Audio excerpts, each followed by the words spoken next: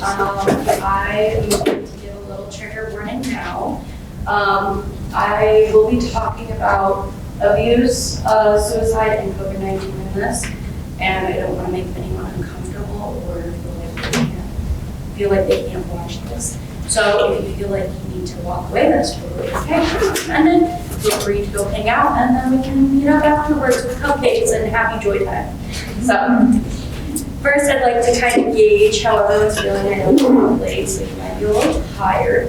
Has anyone ever played a sport before? Like, been in like a team, played a sport for a whole season? Good, cool, love that. Me too, shocking, I know.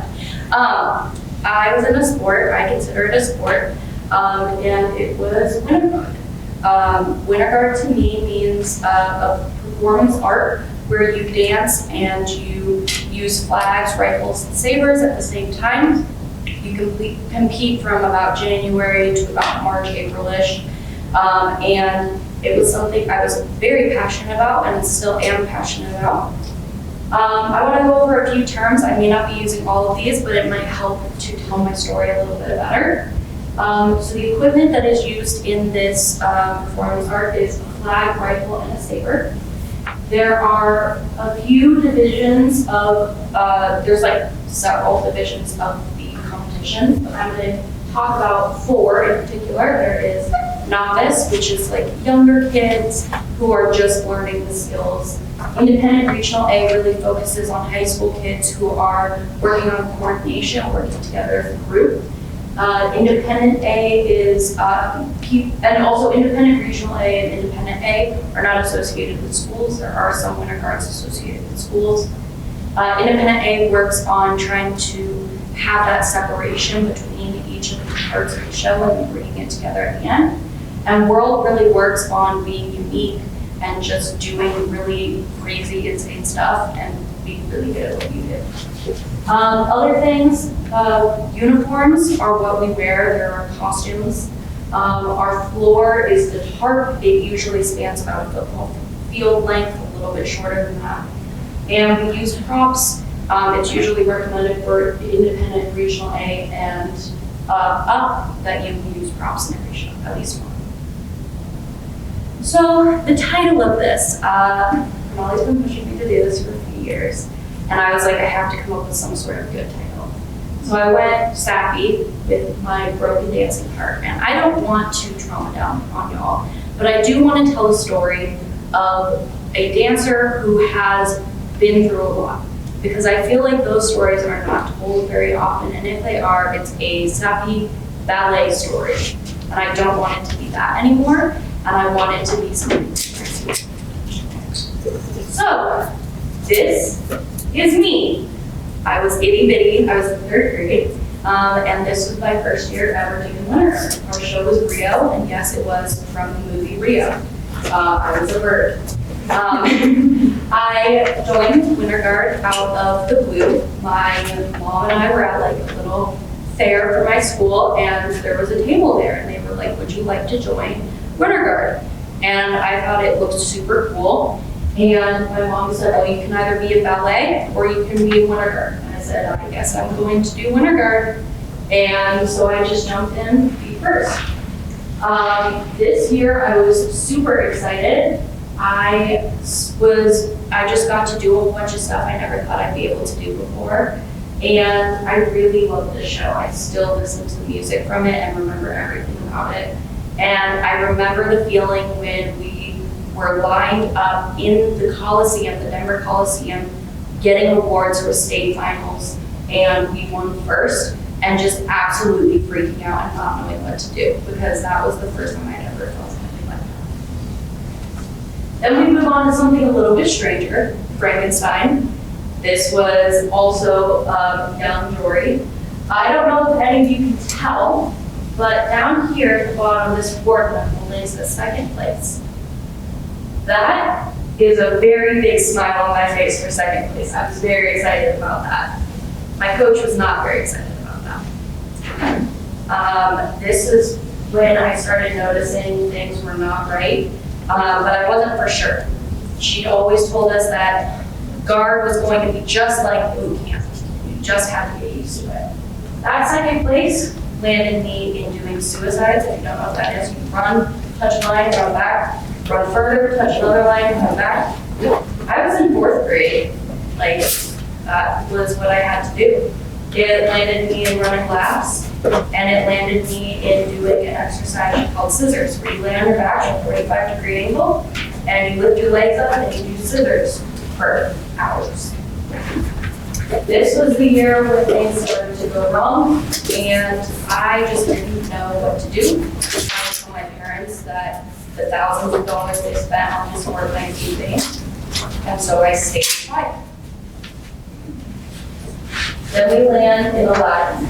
We were forced to show our stomachs, something I was not entirely comfortable with. You can tell I tend to dress a little bit more modest. And we had to pretty much fight to do everything that we needed to do and not get in trouble for what we were doing.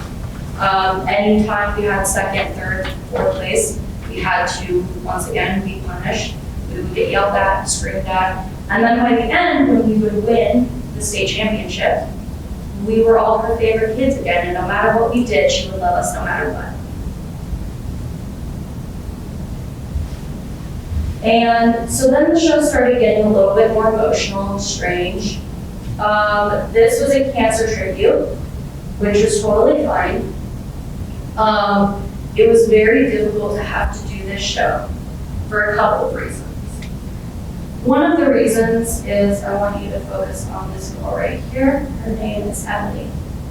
Emily was going through a really tough time at that point, and our coach did not make it any better by screaming at her, forcing her out of practices, and purposely favoring her friends over her.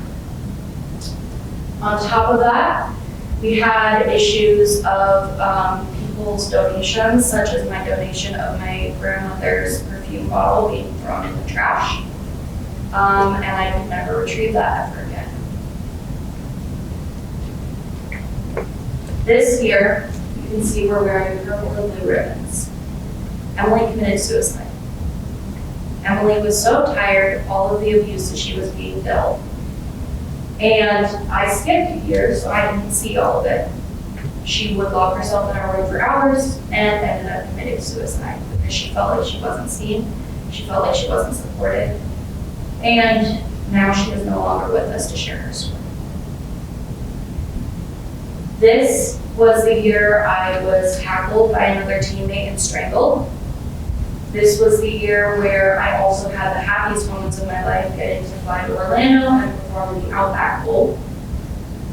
This was also the year when I didn't know what to expect, and I told my coach I wanted to try out for one of the best teams in the world, and she said I didn't have a chance at it. But I did. I made it. I tried out for Malachi in 2017, that summer, and I made it. And I said, look at me. This show was called Lo-Fi, and Malachi likes to do a lot of very emotionally formatted shows. And this was the first show where I could really focus on being a performer, learning the right kind of techniques, having my little moment in the sun. It was so amazing. I was having such a great time. It went on to be amazing throughout this show, I Am. I got an amazing picture while I was doing every performance before state and then the performance of state. We were supposed to be very sad at the beginning of the show, and then by the end, we were supposed to be very happy. It went from dark to very light. And I thought it was a very good representation of my year of being in this very sad moment to being so sad. This was my whole team. But there was still those dance mom moments. I had a dance mom come up to me and yell at me for getting changed in the hallway. It's a dance performance. I don't know if y'all have ever been to a dance performance, but that's what you do. There's not enough bathroom space for 16,000 girls to go change. It's not gonna happen. There were still dance mom moments where I needed to step away and everyone got angry, or somebody else had to step away, or something happened, or it always happened. But we didn't know something big was gonna happen. We had no clue. This team of people right here ended up working together so well and ended up merging their worlds together so well that our coach decided to take us from this independent regional A team, take all of us off of it, and move us up to independent A, which was the happiest day of my life. So there we all are performing, and this was a very intense year for me. We had to practice 24 hours on the weekends. So Friday, Saturday, and Sunday. Friday nights were dance nights. Saturday, all day was performance night. And Sunday was another practice night. I remember once doing the beginning of this performance, and I bent my knees and I couldn't stand up. I had to grab my friend to help me stand up. But, I don't know if y'all can see that. That's concerning. We performed in January to April. This was taken in March. I think y'all can see where I'm going with this. I'm going to come back to that. This was the very last year I ever performed. This was my senior year in high school. And I don't call it my last performance because the performance here, we were top 10 in the world. We were going to go to Worlds, and we were getting ready to go to a regional competition. And tonight, I would like to share with you all, after I do a couple questions, because I don't want it to take away from anything, my very last performance. My last run I consider that I ever did, because immediately after we did this run, our regional competitions were canceled, our state competitions were canceled, and Worlds was canceled. And I never felt like a performer again. And while I did this year, and I enjoyed doing it with the people I was with, it never felt the same. Because nothing can replace the feeling of someone screaming in happiness when you catch that flag, when you catch the hardest toss you've ever done in your whole life. Nothing can replace that feeling when you finally get your costumes and you're performing with your whole team for the first time. And nothing can ever replace that feeling when you see your grandparents and your parents sitting in the stands watching you. So I'm gonna do my question time now, and then I'm gonna do my performance because I'd like you guys all to see. Does anybody have any questions? Yeah. Do you think you will return to States? Unfortunately, I do not think I'll ever return to Winter, maybe recreationally. During this year, I started noticing a lot of health issues. I started getting very sick, and I started having some knee and back problems. And I got to the point where I was like, I really need to step away. And I'm still at the point where I don't think I would be able to do what I did then. I would love to do it recreationally. I've been talking about it for years, going back and helping coach. So I think doing either of those things would be great. You don't have to answer this if you don't want to, but do you ever know what happened to your old coach? Yes. So this year,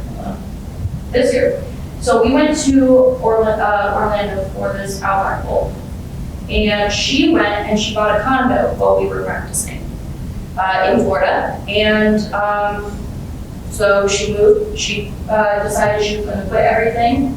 She stole all the resources that my school provided her for our equipment and everything, and she moved to Florida, and she's been in Florida ever since. And I was very excited to go to Worlds in 2020 because I knew she would be there, and I wanted to rub it in her face. But I got all the way to Malachi, and I made it to Worlds, and I was top 10 in the world.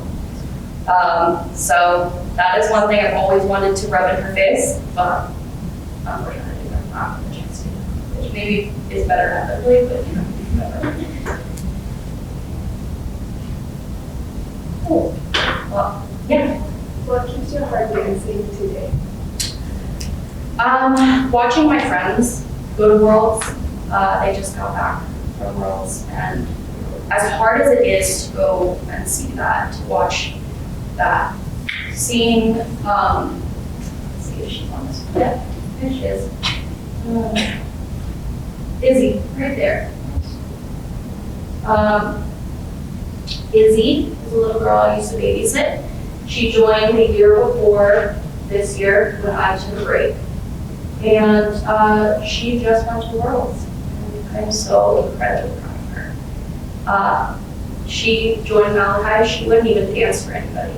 She wouldn't do anything. She'd hide in the corner. And now she's on the world team and she's doing amazing. And that's what keeps me going, is getting to see everybody, getting to see what goes on, and knowing that at some point, like, I was one of those people. I would like to share with you all my final run. It was labeled grand piano. No, you're good. You should be able to just. Yeah.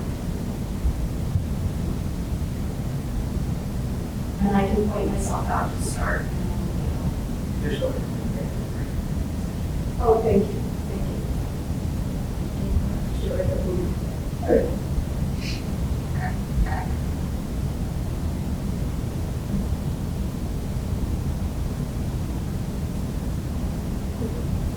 How do you fix this out? Sure, you're working.